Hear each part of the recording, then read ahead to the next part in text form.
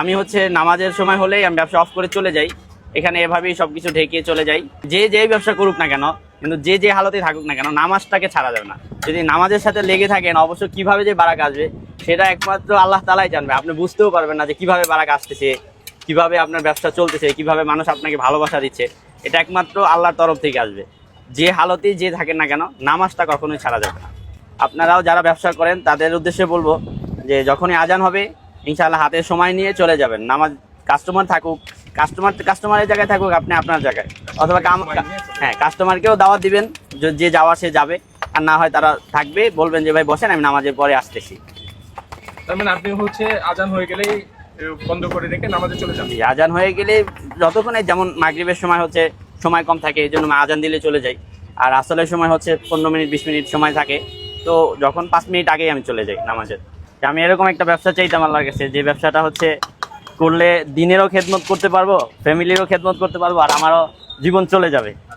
আর যে ব্যবসা আমি আল্লাহর কাছে এমন একটা ব্যবসা চাইতাম, যে ব্যবসা যে আল্লাহ তাআলা বারাকা থাকে এবং হচ্ছে সবাই খেয়ে সন্তুষ্ট থাকে।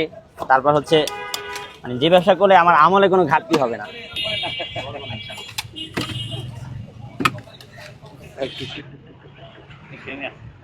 অফ রেখে কোথাও যেতে পারি, ঠিক আছে, এটা নিয়ে আমার কোনো পেরেশানি নেই। নামাজের সময় অফ থাকে, যেমন নামাজের সময় চলে যাই অফ করে। আর অন্যের ব্যবসা হলে তাহলে তো এটা আমি পারতাম না। নেহারি হচ্ছে 100 থেকে 150 এর ভিতরে থাকে, আর হালিম হচ্ছে সর্বনিম্ন 50, এর উপরে 70 80 যে যেরকম খায়।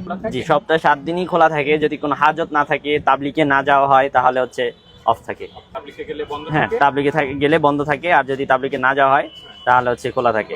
জি জি, এমনও আছে আমার সাথেই দিনী ভাইরা আছে, যেমন পড়াশোনাও করতেছে, টুকটাক ব্যবসাও করতেছে। তারপর হচ্ছে আবার কেউ মাদ্রাসায় খেদমত করতেছে, মসজিদে খেদমত করতেছে, পাশাপাশি ছোটোখাটো ব্যবসা করতেছে।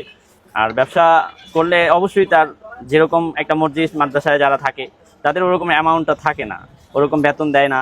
তারপর হচ্ছে যেটা দেয় ওইটা দিয়ে কষ্ট হয়ে যায়। তা আমি বলবো যে যদি সে লজ্জা ভেঙে কোথাও একটা ব্যবসা করতে পারে, তাহলে অবশ্যই আলহামদুলিল্লাহ তার ভিতরে ওইটার ভিতরে বারাকা থাকবে। এক হচ্ছে সে মসজিদে খেদমত করতেছে, মাদ্রাসায় খেদমত করতেছে, সাথে সাথে ব্যবসাও করতেছে, তো এটার ভিতরে তো 100 বারাকা থাকবে অবশ্যই। আর আপনার হচ্ছে ব্যবসার পাশাপাশি পড়াশোনাতে কোনো সমস্যা হয় কিনা? সমস্যা বলতে মানে যেটা ইন্টারের আগে যে পড়াশোনাটা, ওইটা হচ্ছে কন্টিনিউ চালাতে হয়। এরপরে হচ্ছে ওরকম মানে চাপ থাকে না, শুধু পরীক্ষা দেই এই আর কি। আর আমার জব করার ইচ্ছা নাই, তো জাস্ট শুধু সমাজের মুখ অফ করার জন্য আমি সার্টিফিকেট অর্জন করতেছি এই আর কি। আচ্ছা আচ্ছা, তাহলে আপনার মূল উদ্দেশ্য হচ্ছে ব্যবসা করা। জি, মূলত হচ্ছে আমার ব্যবসা। আচ্ছা, ইন্টার পড়ার কথা যেটা বললেন, আপনি তো ফাজিল পড়েন, ফাজিলটা মানে কি হচ্ছে ইন্টার? না, ফাজিলটা হচ্ছে অনার্স। অনার্স, হ্যাঁ। আচ্ছা আচ্ছা। অনার্স হচ্ছে অনার্সের আগে কি, যেটা ইসলাম আলিম। জি, আলিম পড়া অবস্থায় কি ব্যবসার সাথে সম্পৃক্ত হওয়া যায়? জি, আলিমে যখন ছিলাম তখন আমি ছিলাম, আর যদি কেউ চায় সেটা হচ্ছে তার বিষয়, এটা আমি তো আর বলতে পারবো না। আচ্ছা আচ্ছা, ভালো হয়, ফ্যামিলিরও সাপোর্ট হচ্ছে, তার নিজের খরচটা সে নিজে চালাতে পারতেছে, কারো মা বাবারও পেরেশানি হচ্ছে না।